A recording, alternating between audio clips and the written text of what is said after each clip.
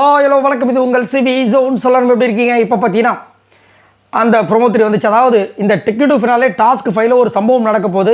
அது வந்து விக்ரம் வந்து ஒரு பால் வச்சு அடித்து அவங்க மூஞ்சில் படிச்சு திவ்யா மூஞ்சில் அப்படி சொல்லி ஒரு விஷயம் போச்சுல, அதுக்கு உண்டான ஒரு ட்ரெய்லர் தான் இது. ட்ரெய்லர் ஏன்னா சண்டை வந்து அங்கே நடந்திருக்கும் போல இருக்குது, புரியுதுங்களா? அதை தான் இங்கே வந்து சொல்கிறாரு. அங்கே வந்து ஒரு டோனில் பேசிட்டு இப்போ வந்து ஒரு மாதிரி டோனில் பேசுகிறாங்க, மாற்றி பேசுகிறாங்க அப்படின்னு. ஸோ இங்கே வந்து இந்த ப்ரொமோத்திரியில் என்ன நடக்குது அப்படின்னா, திவ்யா வந்து சாண்ட்ரா கிட்ட வந்து சொல்கிறாங்க. என்ன சொல்கிறாங்கன்னா, சாண்ட்ரா குறி பார்த்து என் மூஞ்சில் அவர் அடிக்கிறான்னு நான் சொன்னேன், யார்கிட்டயா சொன்னேன் சொல்லு அப்படின் போது இவர் வந்துட்டு, ஏங்க நான் 1 மணி நேரமாக வந்து அடிச்சிட்ருக்குங்க, எனக்கு குறிய முதல் வைக்க முடியலங்கன்றாரு. திவ்யா வந்து ஆமாம் ஏதாச்சும் சொல்ல வேண்டியது, அப்புறம் அப்படியே டெவலப் பண்ணி அப்படியே ட்ராமா க்ரியேட் பண்ண வேண்டியது, இதே வேலை அப்படின்றாங்க. அதுக்கு வந்துட்டு அவர் வந்து என்ன கலாய்க்கிறாரு, ஆமாம் நாங்கள் ட்ராமா க்ரியேட் பண்ணலங்க, அந்த ட்ராமாவை ஸ்டார்ட் பண்ணுறதே நீங்கள் தான் அப்படின்னு சொல்லிட்டு அவர் ஒரு பக்கம் கலாய்க்கிறாரு. அதுக்கப்புறம் திரும்ப வந்து சொல்கிறார், ஆக்சுவலாக சொன்ன டோன் அங்கே ஒன்று, இப்போ வந்துட்டு அப்படியே பதுமையாக பேசுகிறாங்க, இந்த மாதிரி அங்கே பேசுனாங்க அப்படின்றாரு. ஏன் இப்படிலாம் பேசுனா மூஞ்சில் அடிக்காமல் இப்படியா பேசுனாங்க அப்படின்ட்டு. அதுக்கப்புறம் மூஞ்சில் அடிக்காமல் விளையாடுங்கன்றாங்க. எனக்கு மூஞ்சில் அடிக்கிறதா எனக்கு வேறு வேலையா அப்படின்னு கலாய்க்கிறாரு. திவ்யா வந்துட்டு உடனே எல்லாருக்குமே தப்புன்னு தெரியல, இவருக்கு மட்டும் தப்பு தெரியுதான், அப்போ அதுக்கு நான் ஒன்றும் பண்ண முடியாது அப்படின்றாங்க. எம்மா சாரி ஆளை விடுமா, தாயே தாயே தாயே அப்படின்னு சொல்லிட்டு அவரே வந்து எப்பயுமே நல்லா யோசிச்சு பாருங்களேன், இவர் பேச ஆரம்பித்தாருன்னா நிறைய பேருக்கு அப்படி கோவம் வரும்.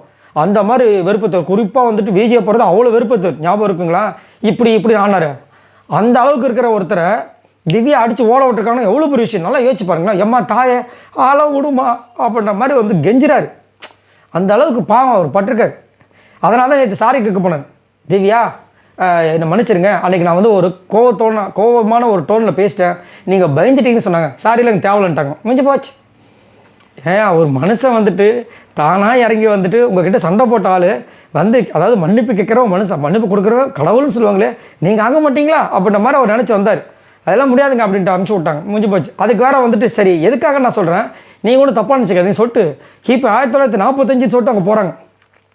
என்னம்மாண்ணா அவ்வளோதான். திவ்யா பேச ஆரம்பிச்சாரா சங்கீத ஸ்வரங்கள். திவ்யா கொஞ்சம் சைலண்ட்டாக கொஞ்சம் கம்மி பண்ணி பேசலாம், நல்லாயிருக்கும். கடைசியில் சரி அவளாம் சொல்லி முடிச்சதுக்கப்புறமா அந்த சாரி அக்செப்ட் பண்ணாங்கன்னு கேட்டிங்கன்னா, இல்லை அதனால தான் நான் சாரி அக்செப்ட் பண்ண முடியாது, கிளம்புங்கன்ட்டாங்க, முடிஞ்சு போச்சு. ரொம்ப கஷ்டம், ரொம்ப கஷ்டம். ஆனால் இங்கே வந்து எப்படி அடிபட்டுச்சா, என்ன ஆச்சு, இவர் எப்படி குறிப்பாக அடித்தாரா? ஏன்னா விக்ரமும் வந்துட்டு பயங்கரமான ஆள் தான், என்ன நடக்குது தெரியல. அதை வந்து நம்ம லைவில் பார்க்கும்போது தெரியும். இப்போ கொஞ்ச நேரத்தில் அந்த டாஸ்க்கு நடக்கும்னு நினைக்கிறேன். ஆக்சுவலாக அது வந்துட்டு ஈவினிங் டைமில் நடக்கும்னு நினைக்கிறேன். இப்போ தான் வந்து டிக்கெட் ஃபினால் டாஸ்க் 4 முடிஞ்சுது. சம்பவம் சூப்பராக போச்சு. ஸோ இதை பற்றி உங்களோட கருத்துக்களை சொல்லுங்கள். யார் மேலே உண்மையிலே தவறு இருக்குன்னு நினைக்கிறீங்க, திவ்யா மேலேயா இல்லை நம்ம விக்ரம் மேலே? ஏங்க ப்ரொமோ பார்த்து எப்படிங்க முடிவு பண்ண முடியும் கேட்குறீங்களா? அதையும் கமெண்ட்ஸ் பண்ணுங்கள். பாய் நண்பர்களே.